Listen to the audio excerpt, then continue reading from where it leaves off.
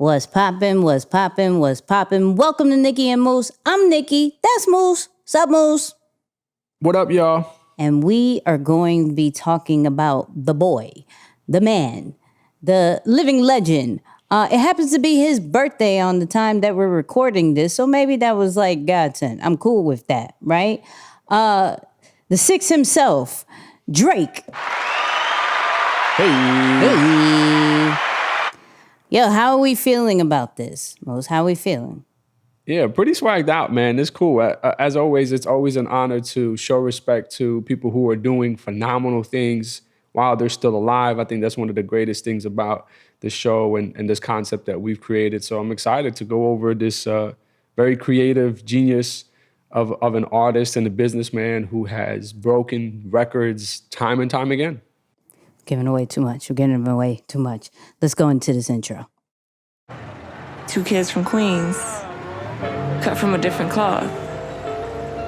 Now joining forces, helping you to elevate your personal brand. Yeah, I'm talking about Nicky and Moose, bringing you a never-before-seen perspective into the mindset, the mentality, the behaviors, the driving force, but more importantly, the stories behind the people and brands that you know and love the most. So, first off, happy birthday, Drake. If you ever hear this in life, I'm hoping that in like maybe 2-3 years, you happen to hear this on your birthday. I'm with it, or in your birthday month. Happy birthday, Drake. But anyway. Happy birthday, Drake. Happy birthday, Drake. Happy birthday, Drake. Hey, I tell you what though, after Ricky Ross reposting the video, yes, I don't even think these are long shots anymore. Literally, when they say, what is it, 2 degrees or 3 degrees of separation from everyone in the world, I think maybe we've cut it down to like 2.5, like 2.25. We doing something right now. I think we in the building. So everybody, before we get into Drake, tag him, right? Say at Nicky and Moose. Would love to have you on one day, one time for the one time. You know what I mean? Yeah. One time for the one time. You know what I mean? But, Moose, how you feeling today? I'm feeling very good. Grateful as always. And excited to be here with you rocking out, man. This is going to be good. I'm loving this new setup. Hey, I'm loving this new cleaned up. How are we feeling with the new crib? For those who don't know, he moved, okay? He moved. He is in a whole new place somewhere. Still in New York, though. But I'm not going to give the location. However, how are we feeling? Really good. Really good. You know, it's funny. That's why you got to have some friends like Nicky, man. I was going to keep this thing under the wraps until like top of the year. Nope. And then day one, she was like, oh, look at his background. Look at it. Yeah. Yeah. No, man, I'm grateful. I'm super excited. I think this was a much needed move. Simply put, I just outgrew my old space. And I would give the advice. I actually wanted to share this at some point, but I would give the advice to any entrepreneur, man, any person building, just in general, whatever it is, a career, a business, a brand, anything that you're doing, give yourself the opportunity to live below your means and sacrifice, because there's so much discipline that you acquire during that time when you can do things financially, physically, in every way, right? And you're like, nope, not right now. Not right now. I know I can, but there's just something about holding off that builds such great character, that builds some of your greatest ideas, that attracts certain people to you. So I'm going to post it one day, man, and I'm going to tag the podcast so you guys can see the place that I was working out of. I literally did everything out of one room. I slept in that room. I worked out of that room. I ate in that room. There was a bathroom in that room. Like, you know what I'm saying? And people don't know. I was 30 years old, sleeping on a twin-size bed. So to tell you the sacrifice that went into it, again, I could have done more, but I just said, nope, not right now, not right now. So this move for me was major, man. This was major. So I'm very grateful, very grateful, excited. But Let's clap it up. Let's clap it up. That's huge. Shout out to Moose and his move. Shout out to Moose and his move. But the Moose move. Hey. He said he's gonna post it one day. So that means you gotta follow us at Nicky and Moose on Twitter, on Instagram, on Facebook. He's gonna put it somewhere on those, right? But definitely have the conversation with us on Twitter because we're gonna be talking to you guys. But Let me get right into the reviews.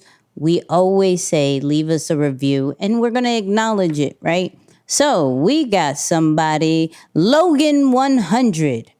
He said, energy, the amount of energy, the wealth of knowledge that is communicated is like no other. You can see and feel the passion of branding with Nicky and Moose, Nicky, but that's cool. I feel so empowered and educated after listening to this powerful duo. Keep up the great work, guys. I can't finish reading it because it's like a ... But we get the point. Shout out to Logan100. We appreciate you. And everybody who has left a review, we see all of you. It is on nickyandmoose.com. We see it. We see you. All right. So let me be fully transparent. We recorded this and it messed up. Okay. We recorded this and we messed up.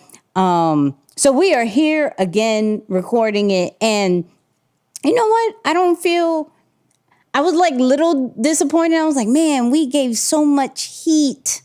So much heat, but I feel like this one's going to be even more fire. I need that sound. More fire. More fire. Right? Hey. A little bit more energy today.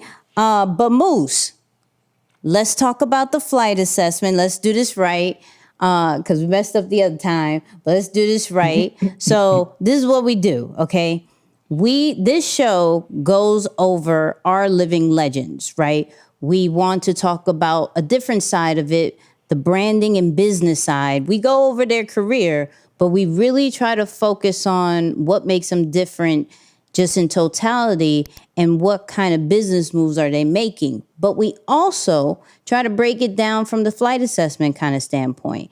And for those who don't know what the flight assessment is, Moose is going to tell you, but we go over 4 characters, right? 4 characters: pilot, flight attendant, ground crew, air traffic controller. If you haven't taken this test, can't even take it. Say it. Flightassessment.com, flightassessment.com. Moose, in a minute or 30 or 45, however you're feeling like it, can you let the people know what is what? Absolutely. So based on the 4 dominant personality types that exist in the world, you can simply find out which one you score the highest in by completing a simple questionnaire, which is what we call the flight assessment. Now, what we do is we go through certain clips and we try and see some of the similarities or what personality types are driving this person's behavior, his moves, their strategies, the whole 9, their vision, just their creativity, all in all. But what we use is the airport theme to help people make the connection, right? So first off, we go with the pilot. Now, what do we know about the pilot? They go on the plane, they go straight to the cockpit, and they're only focused on getting the plane from where it is to its final destination. They don't interact with the passengers, at least not until the job is done. So those who are pilots, we know them to be people who are super goal-oriented. They love challenges and problems. They're super motivated by a big challenge, right? They like to rise to the occasion. So those driving, very determined and aggressive A-type personalities, those are what we're going to call your pilots. Next up, you have your flight attendant. So if you're getting on a plane, you're going to walk past the pilot, you're going to get to your seat, and you're going to notice that the flight attendant is smiling, happy, right, welcoming you or helping you to your seat, maybe getting your bags on the plane. And the idea for the flight attendant is that they are people-oriented. They love the experience. They're all about the charm, the charisma, the swag, right? They want to have the newest and flyest clothing. They're really creative and visionary people. So that is the driver behind the flight attendant. The next up, you have the ground crew. And if you're sitting on a plane, you look out the window, you're going to notice people in blue, orange, and green vests doing a whole bunch of things, right? Getting bags on the plane, bringing up beverages and snacks to the flight attendants to use during the ride. They're backing the pilot from the gate to the runway. A whole bunch of things, right?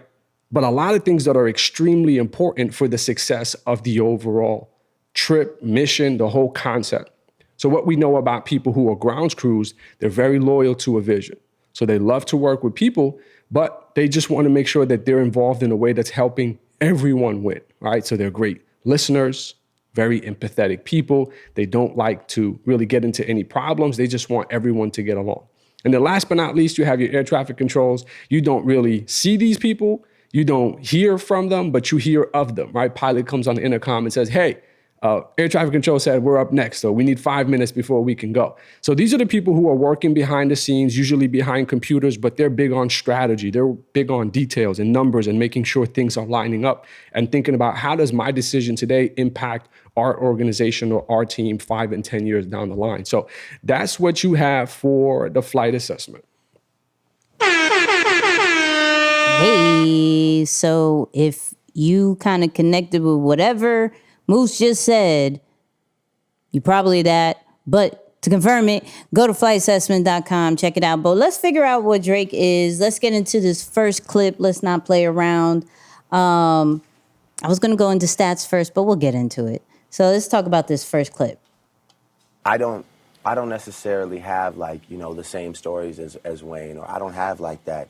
Like you said, Wayne could sit here and tell you I'm a gangster, I could rap about that gangster life, I can't do that. I can only rap about my Jewish mom and the girls that I take on dates and stuff. So I take my time and I observe life. I study human beings, specifically women and their patterns, and I try and in songs I try and pinpoint moments that people think about but just don't know how to necessarily verbalize.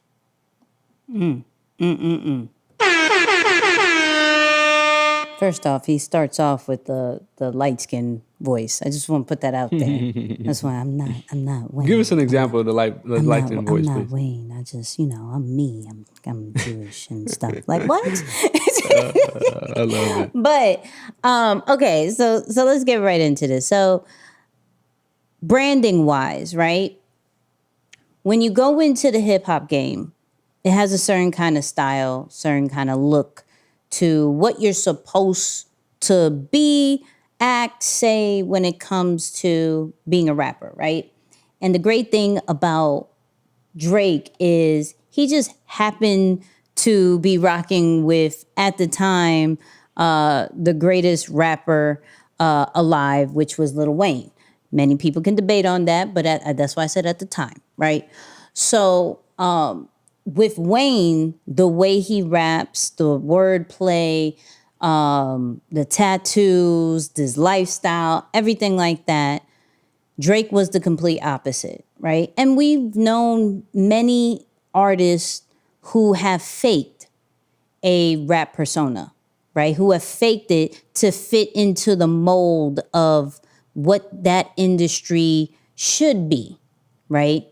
And when we're learning about this whole branding situation, we're looking at Drake, and what shows that he stands out is that he is the clean cut, I don't care about no guys, shoot 'em up, bang, bang kind of vibe. I care about the females and what they want and what's going to trigger them and impact them. Because at the end of the day, first, I'm attracted to females.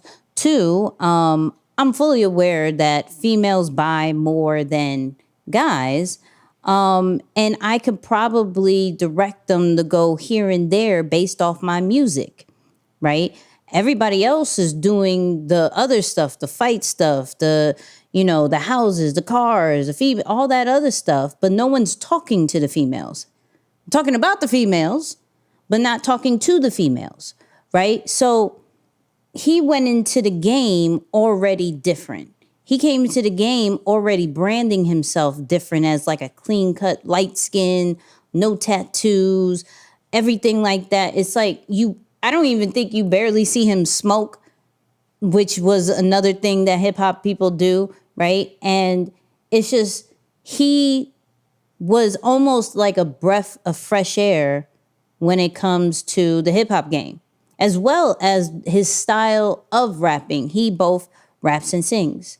And he does it, depending on who you're talking to, he does it very well, right? I think his rapping is a little bit better than his singing. Other people will say different, right? But that was something that wasn't done in the game. And so it doesn't surprise me that, he's been in the game, 15 years, something like that, right? Yeah. It doesn't surprise me that he is one of the top tiers, if not top tier, of our generation, right? Because he just did it different. There's other people who've done it well, who've done it great, who've done it like to the top. Jay-Z, Nas, Lil Wayne, Biggie, all these people have different styles, but similar at the same time, right? And Drake was just over there doing what he wants to do. And people of our generation are saying, yo, he is the number one artist, right? Some people will say number two because, we still have Beyonce in our lives. Yeah, hi, Beyonce. Hi. I don't know if you watched this yet. Hi. But I think it's important to really see his beginnings as far as that the beginning part really molds people. The beginning part could really make you truly transform into the industry, or you transform the industry to what you want it to be. And I think Drake did just that, where he transformed hip hop and R&B into just being Drake. It's always a Drake mood, a Drake vibe. I'm feeling Drake-ish. Like, it's a vibe. I'm feeling Drake-ish. It is. When you're on your light skin mode, like that's Drake. When you're feeling any kind of emotions, that's Drake. Like, no rapper is like, man, I'm just really missing her today. I'm thinking about texting her, but not really. I don't want to. Like, you're in your Drake mode. That's it. You're in your Drake mode. Like, yo, let me go text my ex. Hey, you don't have no business texting no ex. Stop it. Stop being on your Drake mode. When you're doing those long rides and you're like playing that thinking music, a little vibe out kind of vibe, and you put, what do you put? You put Drake on. It's Drake. It's Drake mode. We explaining somebody's life right now. It's true. I'm telling you, they are thinking like whole life right now. Everybody listen to this is like, shoot, I've definitely done this at least 3, somebody's 4, driving 5, right now, about like 92 times. Like, man, I did on a long drive really think about her. Yeah, we know it. We know it. Yeah, man. Let me ask you a question. I think I almost texted her too. Let me ask you a question. Have you ever gone to Drake-ish? Have you ever done the Drake-ish? Oh, absolutely. No, listen. I feel a Drake mode. I've pulled many Drake moves. Yes, hilarious. I have done that. I have. Yes, absolutely. And I'm petty with the wordplay, like Drake. I will intentionally, like, you will know I'm talking about a certain person if I get in that. Yes. I will claim. I will strongly say maybe that's a light skin thing. I don't know. I don't care. But all light, I don't want to be the ambassador of light-skinned people, but majority of light-skinned people do like get in a deep vibe when, something is going on. They put on Drake and then they're like, yeah, you're right. Man. Word. Let me text her. Yo, what you doing, big head? Oh, man, hilarious. What you doing, big head? Oh, God. Hilarious. I'm just saying. Okay, fine. My bad. Moose, what you got? I'm putting all my business on. I don't care. I've texted exes. I've done that. I don't care. I don't care. I don't care. What? Did it work? No. Hilarious. Did it work for him? No. So I don't care. Right. Hey, it's worth a shot. Shoot your shot. Shoot your shot. I'm just saying. Yeah. No, but I really like this clip because of the, it's a constant theme on our show, on our podcast, where we talk about authenticity, because we know that that's when somebody is going to experience the maximum level of success. It's when you are being you like nobody else's business.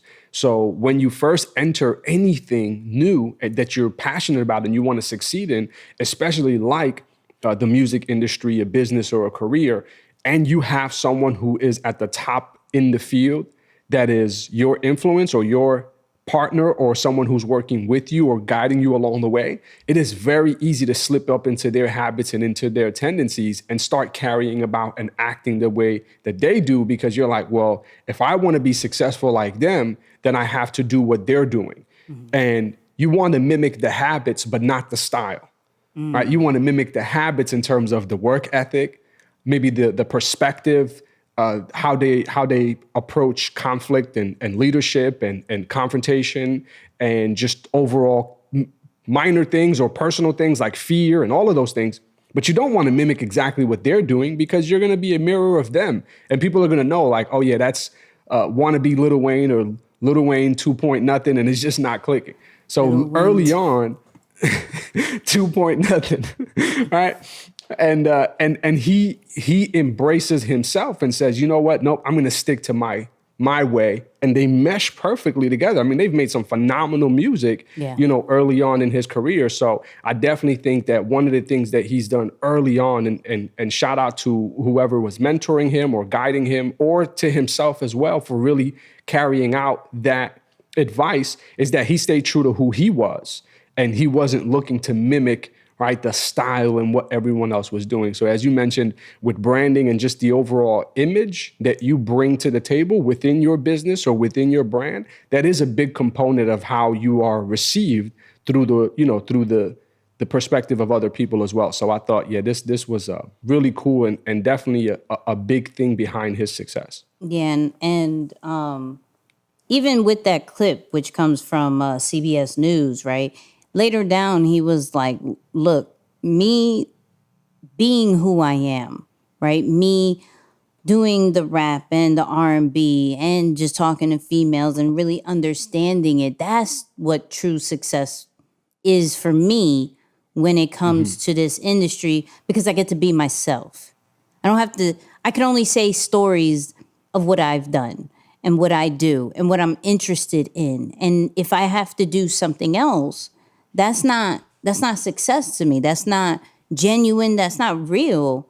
That's like a short-lived career where I can be me forever.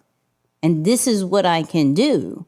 So I think, I think when you're looking at some of these living legends and you really see how when they've reached their success, it's really truly who they are.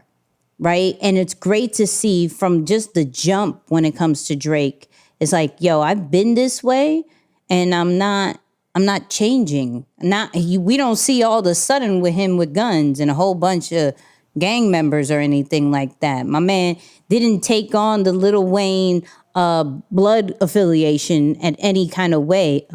Allegedly. I'm sorry. Allegedly. But, that's not really a secret. But I'm saying, allegedly, he's not a gang member and anything like that. Let me stop because I'm going to get myself in trouble. Let's go to this next clip. All right, so we got how Drake feels about social media.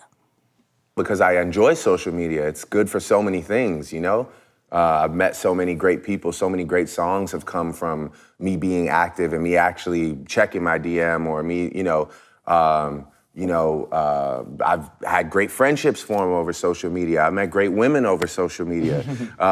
Just because, a few bad apples want to violate, it would be a shame for me to just be like, I can't deal with this. It also is just like, it builds strength, as tough as it may be, it definitely strengthens your character. I've heard it all, I've seen it all. I wonder how many females slide in Drake's DMs. But anyways, Moose started off. Oh, man. Oh, man. My bad. Yeah, you know what? This is one of those clips that I think was a great reminder for a lot of those people who don't like social media. Because as you can see, he's not out here saying, man, I love social media. He's just letting you know that I understand the power of it, right? For those who know his story, he was technically found through social media, right? He connected with, you said the guy's name was Young Prince, it was? It was like Jazz Prince. Oh, Jazz Prince, yep. On MySpace, who met Drake on MySpace, and he was a part of Lil Wayne's camp. So stretching back to even how he was found, it had something to do with social media. So I think he does a great job of continuing to stay engaged and dialoguing or connecting with his people so that he can continue to build opportunities. And, I know you'll talk about this here in a little bit, but just the concept of how he's leveraged even the idea around memes and how that's helped take his career and his music game to a whole nother level. So I think it's a great reminder for those of us who don't enjoy social media as much, is that if you can operate out of that first principle behind authenticity and find a way to do it where you can just show you being you and not so much in terms of, well, are they going to like it? Are they going to receive it? Are they going to respond to it? And I know that's part of it. It matters. but don't let that be the driving force behind why you do it. And that's definitely one of those things that I think can be helpful for anyone building right now. Like, yeah, I don't like it or I don't love it, but I know how to use it because it's important. And I think it's only going to grow. Like the world is not about to, quarantine out of social media. Like it's only going to grow more. It's not Everything going is going to nowhere. it's going to revolve around it. Like even when we look at what's happening now, they're saying a large part of companies are pretty much letting go of physical office spaces because they're not seeing a need for office space. They're like, yo, if we just navigated, 6-7 months working virtually, Yeah. and we did just fine. There are some reports showing that there's almost a 30% increase in the economy over the last few months now, virtually. Then they're like, yo, what's the point of Yeah. the physical space? Now, I understand maybe just once in a while we can all come together and kumbaya, but for the most part, I think social media is only going to increase if that shifts happen, or when that shift happens, I should say, it's only going to increase, especially with our demographic actually wanting more of the freedom and wanting to work from anywhere or work on their own time. So anybody who transitions and pivots into that space is going to have more of that opportunity. So yeah, social media is here to stay, man. Yeah. I love what he said because he embraces social media where maybe other rappers don't, where, other entertainers kind of just stay very low key and does like the pictures and the videos and that's it. But Drake is very, very engaged with social media. He really has his hand to what's happening on trends, on other people's platforms, things like that, these past couple of months, because he's about to drop anytime. Certified Lover Boy is about to drop at any moment. Hopefully by the time this comes out, he does a surprise drop. But we never know with Drake, right? And him understanding that people have been wanting his music. They always do. He could drop an album tomorrow and they're going to want new music by the next day, right? That's just kind of the age that we're in.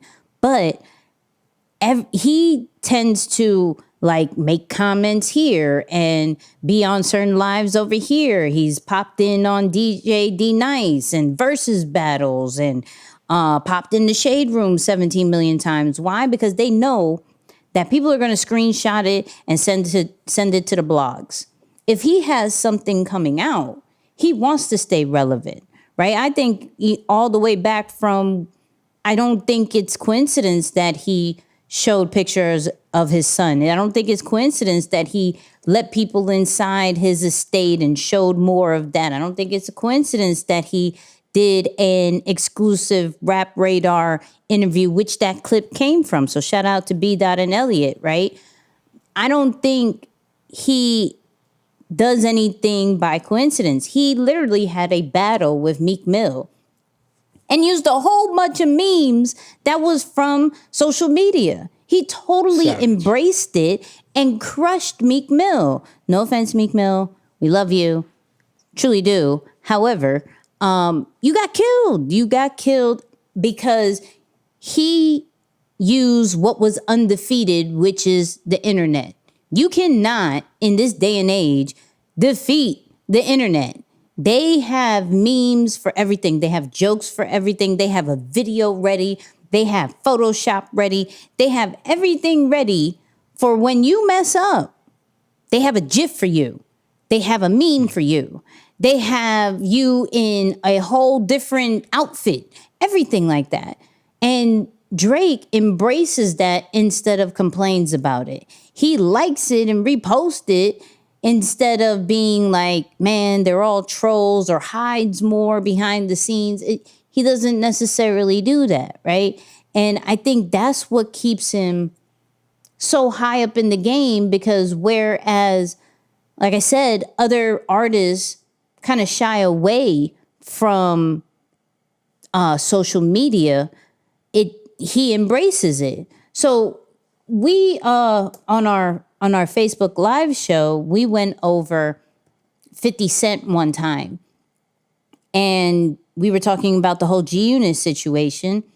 And Lloyd Banks did not want to get into social media. He always said, yo, if Biggie and Tupac were alive, would they be on social media? And 50 was like, yo, I think Biggie would have the most fire Instagram in the world. What are you talking about? Like, I think Pac would be super dope on live. Like, what are you talking about, right? And it hurt Lloyd Banks down the line because he wasn't relevant. So you're good for a certain generation who understood life before social media, but now we're in a time that we don't know anything else but social media. There are kids who've only known social media, right? There's an age range that's done both, and then there's an age range that had nothing to do with social media.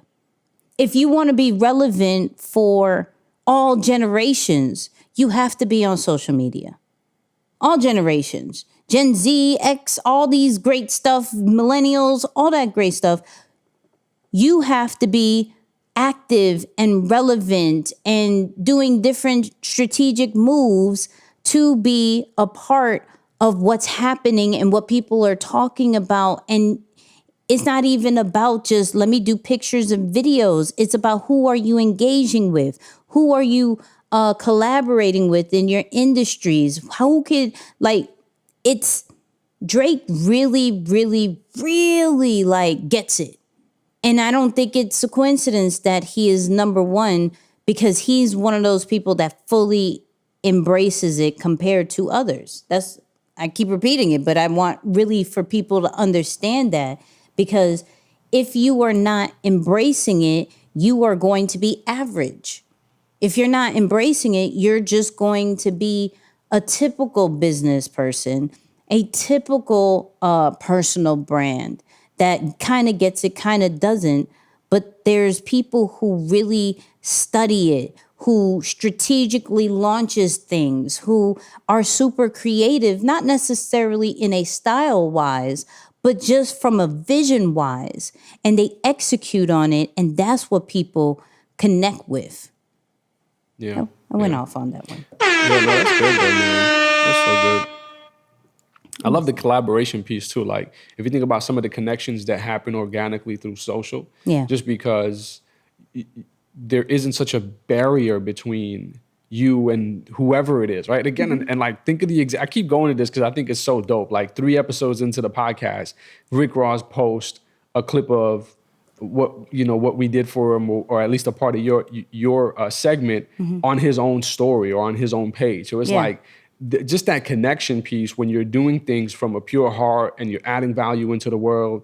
It's like that connection, the ability to collaborate with whomever it may be. And he's done it. Like he's collaborated with Toronto comedians and other people on social, at least used their either certain clips of their voiceovers or parts of their skits. So he's done it on a multiple levels. So I think that collaboration piece also goes unnoticed, because I think when you're in business, it's very easy to just keep your head down and say, all right, I'm focused on here. That's all I need to do, and I don't need to worry about anybody else.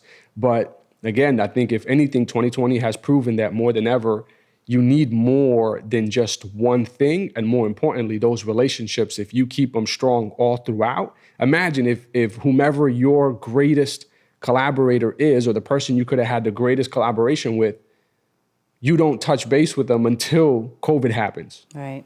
It's like that. Even if the partnership and the value exchange is phenomenal, you're more likely to get kind of, blocked or put off to the side if I haven't heard from you, or we haven't really interacted for an extended period of time, and you're only reaching out when you need something. I know that's a pet peeve of mine. I'm sure it is of yours. It's like, man, don't do that. Don't reach out and then 24 hours later. So, right. I was, it's like, come on, man. Right, but in even with COVID, like, we got to think about what has been the talk of the town, which is it hasn't been any of these CNN, ESPN, all the stuff that we used to watch. We're watching Versus, and we're watching DJ D Nice, like artists who really embrace the platforms, they're winning. The Weeknd did a whole concert on TikTok, a whole virtual concert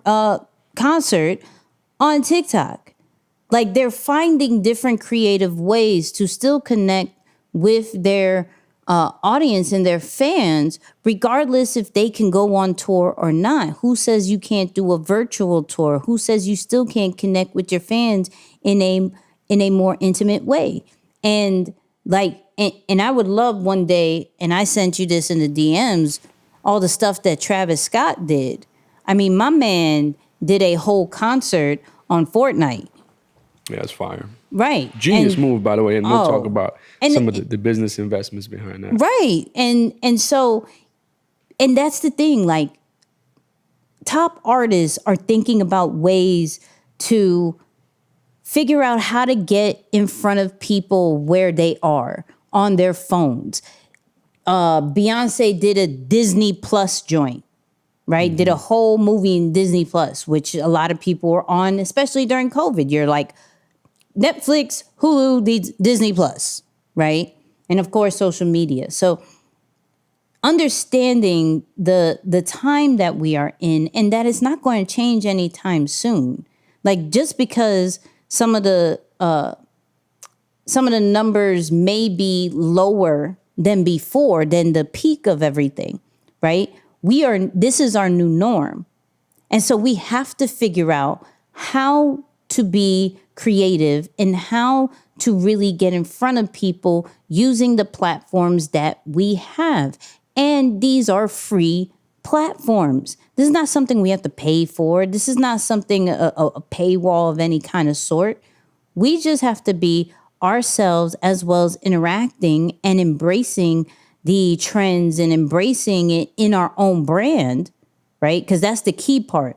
Don't just do a trend because it's a trend, right? Do it that you incorporate it with what your industry is doing, what your niche is doing, right? Drake, when you look back at that battle, right, he took all the memes and put it into a diss record. He put it as his performance, right? So you're rapping, you see all this stuff.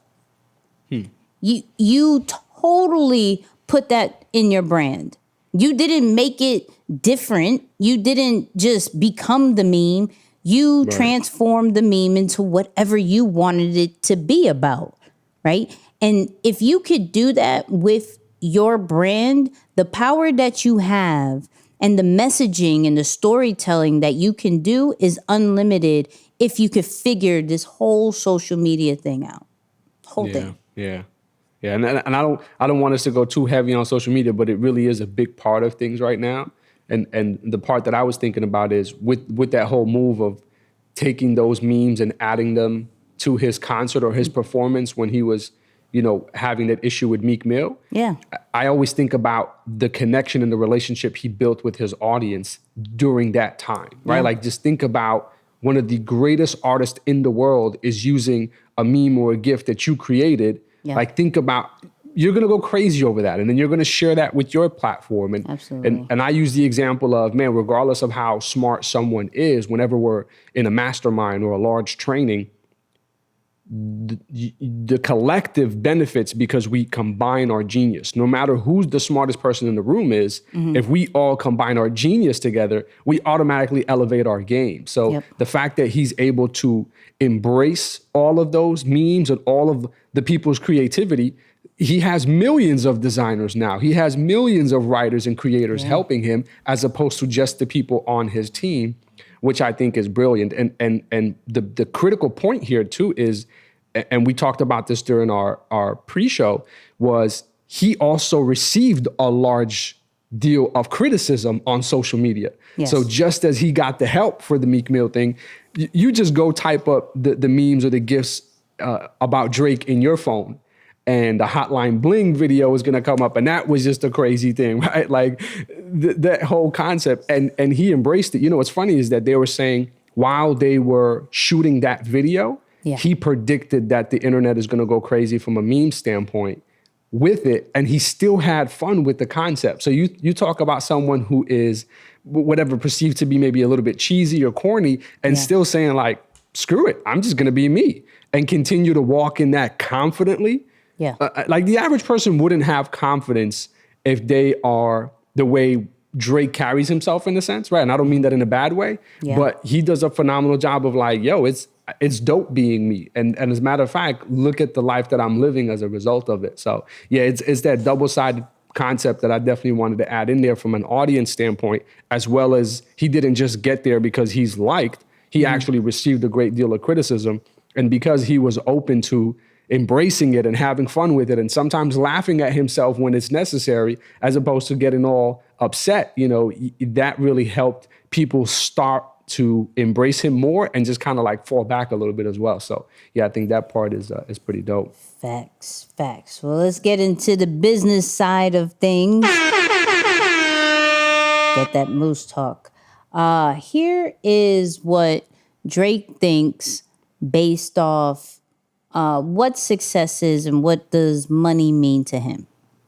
I think less than the dollar value, it's just more about the idea of growth and business mindset too. 25 million at the time seemed crazy to me, but when you start becoming a headlining touring act and brands want to get involved with you and you can go do private events and whatnot, it's you're capable of making it. And now I want to for sure obviously keep touring, keep making music, but now I want to do something that has maybe nothing to do with music. So let me set it up real quick, just because first, those people who say it's not about the money, money isn't everything, pretty much have it. And, I don't mean to sound bad, but the broke people are like, yo, because you have it. Like, you don't know our lifestyle and everything like that. But Right. It really, all money really does is provide different opportunities and ways to live life and to provide other opportunities for other people, right? And even in that clip, to be the top artist, you're going to need money to pay for tour. You're going to need money to pay for the people who are helping you. And depending if you're on a record label, you have to pay them people back. Just because you are good at a talent, being that is still a business. And being in business, you still need some type of money to make sure that it gets to the top that it deserves, right? And so what I love about what he said there was, yeah, it's not about money, but it is needed to get to doing other things, because I don't want to do music my whole life, right? I love what I do, but this provides me with being able to create OVO, to be able to create a clothing line, to be able to create a record label, to provide other people to do their own music, to be able to start film and things like that. And Moose is going to get all into the stats and everything, but it's really a different kind of vibe when you look at money from that standpoint, instead of just saying, I need it so I can buy A, B, C, D, E, F, G. He didn't say any of that. He said tour, brand, all that great stuff. And so you could already see there's different priorities when you reach a certain kind of level. And my question to you, Moose, is when should that shift be made in business? Like, should that be like a right away kind of mindset shift where a person shouldn't only think about the materialistic or having a certain amount of money, and they should think about it from a standpoint of, what is this money going to do to get me to the next level, to get me to maybe my first employee, maybe to my first building, maybe to opening up a different business? Like, what would you say about that? Yeah, man. I mean, it's so critical that you get to that point as quickly as humanly possible. Now, I always like to give context because I don't really ever want to give a one-size-fits-all type of example. But you have to understand that the unique advantage that Drake has here is that he, like LeBron, like many of the greats that we've covered so far, has a strong team beside him, right? With his producer, with Future, with Oliver, right? These are people who grew up with him in a sense that have helped to really carry out other arenas of his business that helped him to focus all in on his craft. So I would say, if you're in that position and you have people in your area that you can begin to put in position to carry out those responsibilities for you, then absolutely make that shift as of yesterday. As quickly as you can, you need to think about, okay, if we've mastered or are mastering our process today, what's our next move? What does our business look like in the future? What are some trends? What are some things that I can begin to predict or start to see can come about 3, 5, 10, maybe even 1 year down the line, that I can begin to position ourselves so that when that shift happens, or if I guess right, I'm ahead of my competition because I've just laid the groundwork. Right? Now, some people may argue, well, no, you're wasting your resources if you're doing that. But I'm telling you, it is people who began to onboard their businesses online that survived during COVID. It wasn't anything major. Like some of the people went out of business because they just weren't tech savvy enough to transport their business from a physical location to online. So everything stopped for them. People didn't stop spending money, but just the way they accessed what you were providing was different. They weren't going out to see you. They weren't traveling as much. So think about some of the businesses that are really struggling right now, the airline industry, right?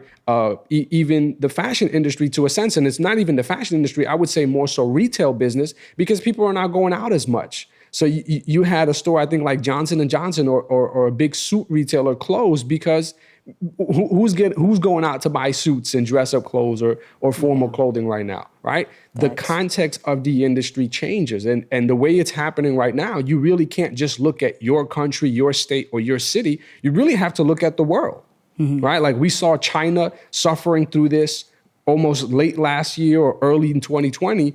You know, people should have been on that wave like, man, well, China's a big global team or a global leader in the world, and whatever happens there can possibly affect us. Can you imagine if we just had a 20-minute brainstorming session like, all right, what would we do if that was happening over there? And we did that like January. Yeah. We would have been ahead of the game. So it's that same concept that when you have people in your team and you're positioning them, absolutely begin to shift and start thinking about that 1, 3, 5, and 10 year marks and say, all right, we're mastering our process. How can I now shift and begin to think about what we're going to build in the future based on upcoming trends and concepts? That's absolutely critical. That's fire. That's fire. Moose, let's talk about some stats, though. Let's talk about some stats. If we talking money, let's talk about those stats. It's only right. So first off, remember another key principle, right? Another key principle you're going to keep hearing on this show because it's super critical that you apply what the greats are doing in your own way. Number 1, mastered his own craft. 5 albums. 7 number 1 singles on the Billboard 100, 4 Grammys, not to mention the countless nominations, I'm talking about hundreds of nominations, but 4 Grammys, right? He stands with $150 million in net worth. I'm saying he has a good accountant because I can imagine that to be a lot better, but you know, Drake, send us a referral if you can about the accountant, please. We are in need of some CPA services. We appreciate it. All my accountants, please hit up Nicky and Moose. All my accountants, please hit up Nicky and Moose on Twitter, Facebook, and Instagram. Shameless plug. Yeah, for real. But then the thing that I really like is that he's beginning to diversify his portfolio. Yep. And he's thinking about his business and his career beyond the music industry. So, of course, he's making some investments, right? And we see the top one in the gaming industry. Yep. And the strategy behind investing in the gaming industry is very similar to what Travis Scott is doing with some of his collaborations, is that he is trying to stay relevant with the younger demographic. Yes. Remember, Drake was dope when I was in high school.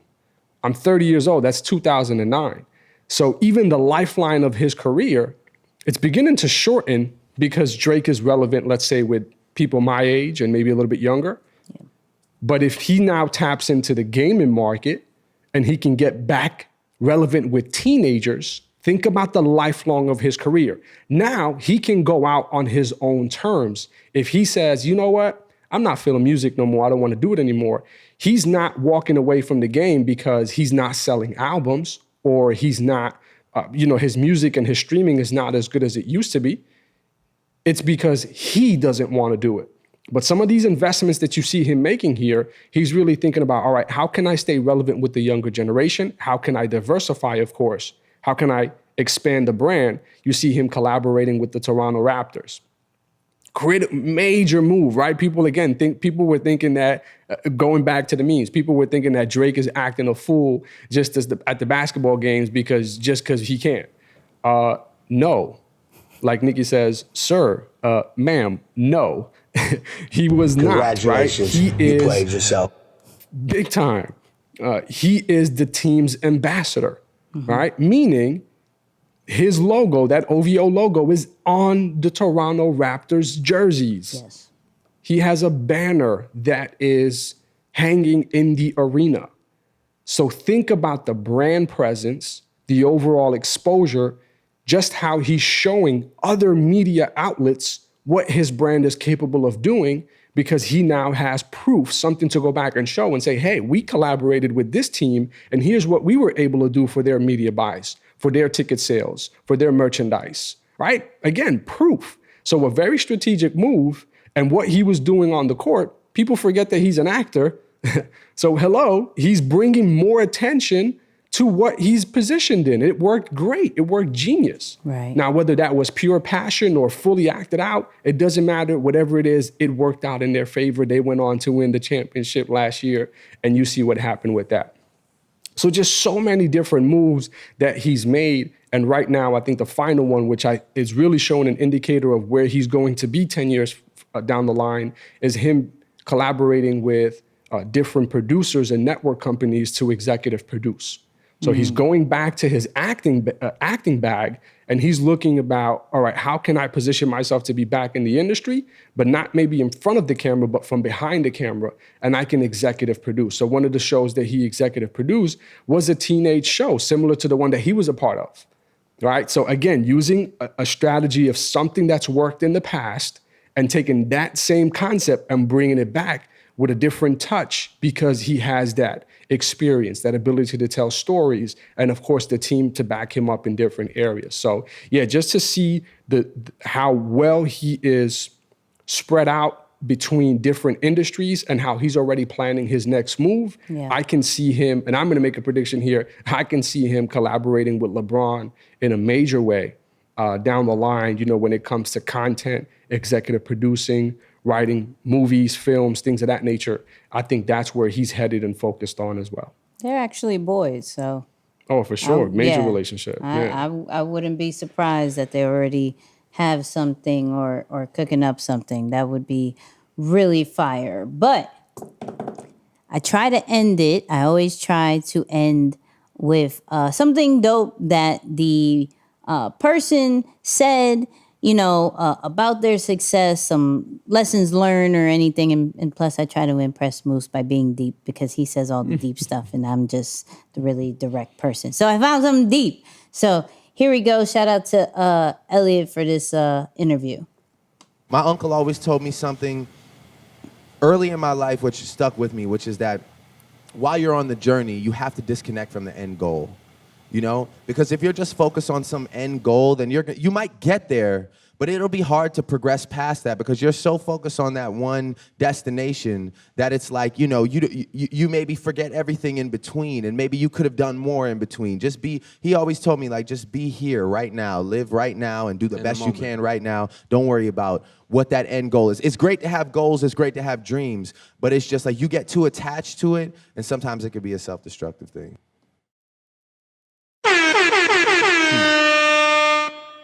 So I love this one because it makes me feel normal, okay? Let me break this down. I'm one of those people that suck at, hey, give us your fourth quarter goals. Give us your year goals. Give us your 5-year, 10-year. I suck at that because I don't believe in putting a dollar amount or like a limit to what I can do, right? I always go based off like the environment or the vibe that I want, but not necessarily a hardcore like, okay, I want to make 200K with this project, and I want to do buy this car, and I want to do this, and I want to do that, because then when I do it, I believe in celebrating those really big wins, and then I may have to lay off the gas real quick, and I never want to get into that phase, right? I'm always like a big dreamer. My mom makes fun of me because I'll be looking at the $30 to $50 million houses, and she's like, "You're not a Jay-Z or Beyonce and Kylie Jenner type. Like, you can't do that." And I'm like, "Yeah, the $1 to $12 million dollar houses. That's just that doesn't do it. That doesn't do it for me." But we could start looking at over here, because not only does it have the closet while I'm in the pool and everything, in the balcony, all that, but then down over there has a whole entertainment vibe. Like, I just don't want to put limits to what I like to do, and I don't want to get so caught up in trying to make that particular goal, because then I don't have a vision for what comes next. That's just me. So it made me feel super like normal. And the fact that he says that, I can connect with it and feel like, you know what? You're on the right track, buddy. You kind of not doing that bad. Because You Drake got did this it. thing figured out after all. Yeah, you know, Yeah. I try. What'd you think about it, Moose? Yeah, it's dope, man. I'm reminded of two things, right? Number one, I heard E say this, and he always said, "Be where your feet are." That's one of the most critical things that I heard him say, right? Because whether you are a big visionary person or you are someone who really wants security, oftentimes you speed ahead because you want to control your environment or predict what you're going to create. When you tell yourself to be where your feet are, it helps you to focus on the very thing that's going to help you to either make the vision a reality or make sure you continue to maintain that security that you're desiring. So usually we have to do the polar opposite of what we need or are focused on to make that thing happen when we're talking about our future. Right? Because you can be a daydreamer and just imagining and thinking about your goals and creating this beautiful world. But if you don't give yourself an opportunity to begin to do the things that you need to do to slowly but surely progress toward that, you're shooting yourself in the foot. And same thing, if security and you want to make sure that your bills are going to be covered and your family's going to be safe and you're going to have a retirement and all this stuff, 20, 40, 30, 50 years down the line, then again, you can't just sit there and worry. You have to allow yourself to clear your head so you can think strategically and begin to do the things on a day-to-day basis that will allow you to achieve that. So number one, be where your feet are. The second thing, and I love this, where he talks about don't focus on the goal. This is something that I've experienced on my own, was don't dream from where you are. All right? Because I noticed that when you're dreaming and you're someone, and I'll make reference to myself this way because at least that's who I was. When you struggle with confidence, when you're new in an industry, when you're not sure if it's going to pop the way you think it will, you always shoot yourself short. Like you don't really dream super big. You just kind of like look for the entry model. You're like, you know what? I know Tesla got the super sport model and they got the cool model. I'll take the cool model. Like if I could just get in on the cool model, I'm at least driving a Tesla. Right. And guess what? And you'll notice, and Nicky, when I was shopping to get things for the apartment, the difference between the regular and the super sport model is so minimal in price. But when you're only thinking about just getting through the door, you don't give yourself the opportunity to get the things that you deserve, that you've worked so hard to get. So it was a huge learned lesson for me, man. Don't dream from where you are. Dream from where you're going to be, right? Take into consideration the growth and the progress that you'll make as an individual and calculate your dreams that way. Allow that to be the thing that propels your vision, right? Instead of just looking for the entry ticket, that basic model, the least expensive thing that can get you through the door. Now, again, for some of us, every one of us at some point did that very thing, right? I talked about my hospitality business. When I started that business, I called it the dream supply. Right. That wasn't a coincidence. That was because I knew I did not want to be in the hospitality business forever, but that was going to be the vessel or the vehicle that got me from where I was to where I want to be. Cliche, but that's something that I did and didn't just talk about. Everyone talks about, oh, this is what you got to do to get from where you are to where you want to be. Right. But I did it, right? I built a company that embodied that for me. And slowly but surely, with COVID, that's what helped our transition. So yeah, don't dream from where you are. I don't want to get deep with it, but after I got deep with it, Yeah, it's I don't want to hilarious. get deep with it. All right, no, right. We'll leave Don't that be for that guy. Leave Right. that for the final thought. But let's go right to figuring out what Drake is. Okay, so Moose, it's your turn first, right? It is, yeah. It is. So, first off, this is based off the flight assessment, flightassessment.com. Go there. Anyways, we got who is not. I'm going to say Drake is not a pilot.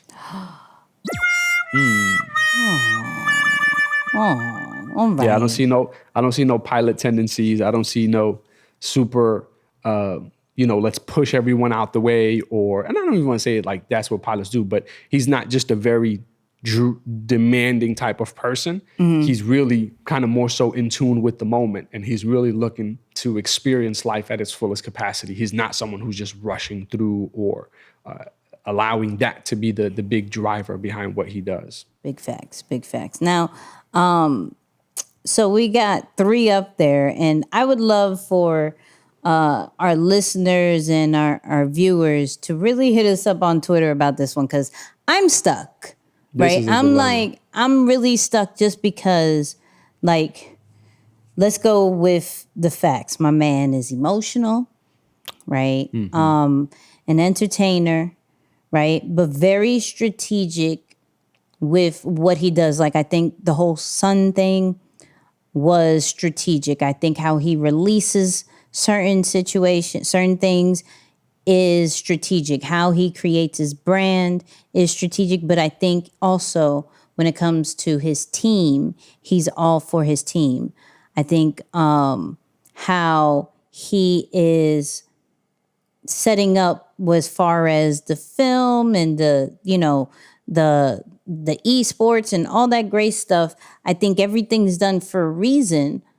And even from just standing out in his individual ways, it's hard to say this and this. I feel very confident in the flight attendant, right? I feel very confident, but then I look at he's not out there like that, right? He has a pulse to social media, but he's not all the way out on social media, right? I don't feel if you were a full-blown flight attendant, you would hide your kid. Even once you announce it, let's say maybe not the full announcement, but once it's announced, I would expect more. And it still almost feels as if it's a secret, even though he did that bar, I'm trying to hide my kid from the world or some stuff.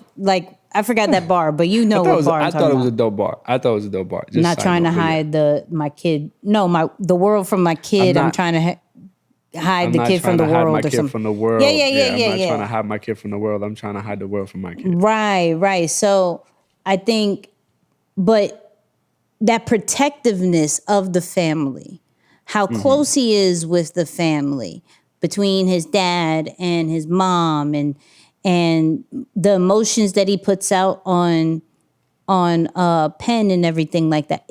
It leaves me yo, what are you? Right? Because I feel ground crew vibes. I feel it. Right? But there's certain points, and then maybe it has to be how we do from the past, where it's Drake the entertainer and Drake the person.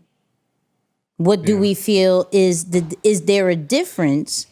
Because I'm looking at flight attendant, grounds crew, and air traffic controller, and I'm like, I don't know. Because I don't even think he's like a super, super high flight attendant. Yeah. You know, we haven't really talked about this on any of our platforms much, but what we also know through the assessment is there's an adaptive style. Yes. Right. The flight assessment measures how you are when things are going good and gravy, when you're in your element, and how you are when you know that you need to be something else, or when you have to strategically do something to get what you want, right? We're able to measure both of those patterns for you, again, to help put you in a position to be more successful.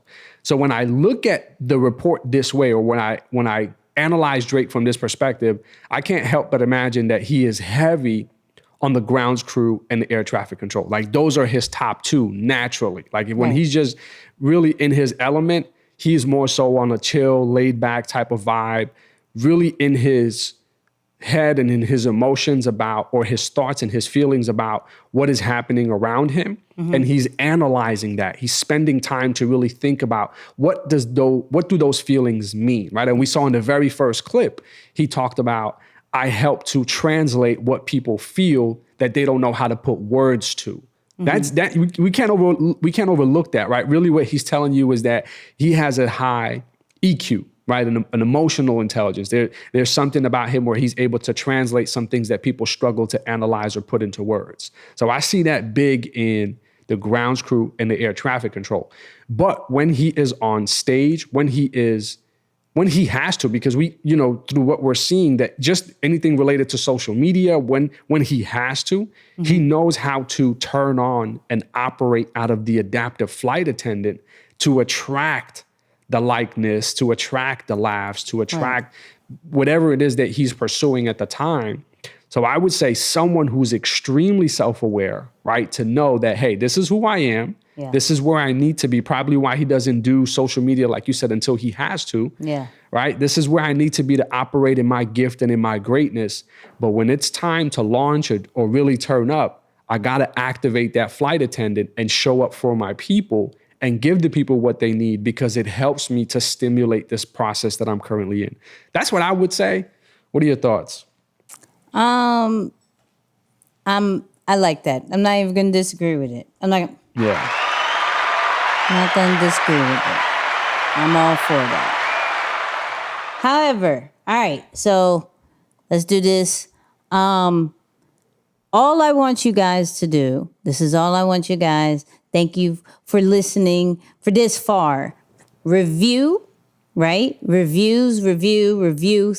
Take a screenshot that you are listening and watching this and put this on your stories. Share this on social media. Tag us, Nicky and Moose. Tweet us, all that great stuff. We're active everywhere. Facebook, Instagram, Twitter. Make sure you follow us and tag us every single time you are listening to this. And that's all I got. This was fire. Moose. Final words. Tell the people if they want to rock with us on some of the pre-shows, man, come hang with us on Facebook. Oh, yeah. We're on Facebook Live Tuesday and Friday. You smart. You know what I'm saying? Listen, Tuesdays and Fridays, 7 p.m. Facebook.com/Nicky and Moose. Go chill with us. We do a whole preview and pre-show. You get to know a little bit more about us. We get to break down the next episode a little bit and answer any kind of questions. So that's on Facebook, Tuesdays and Fridays, 7 p.m. We might have to, I'm going to be honest with you, it may just be once a week. You better catch it now while it's on 2.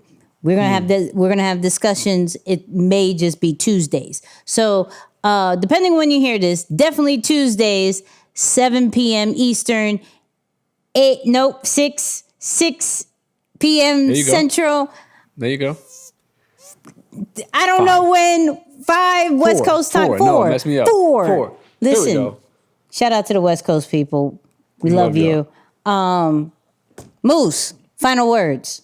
Yeah, don't dream from where you are. I'm going to go back to that one. Don't dream from where you are. Take into account the growth, the discipline, the development that you're going to acquire on your current path, and take that into consideration when you're planting your seeds or thinking about your vision and thinking about where you want to be, right? Don't short sell yourself, or don't go into the regular model. Like I said, when you begin to just step on solid ground, you'll notice that the difference between the basic model and the premium version is minimal in cost, but it makes a great deal of a difference in terms of the feel when you're in that car, or when you're sitting on that couch, or when you're sleeping in that bed. I just moved, so forgive me for these examples. They're very relevant to me right now because I literally had to do it.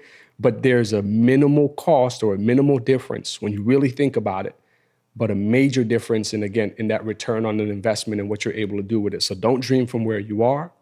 Take into consideration the growth that you're going to make in the process.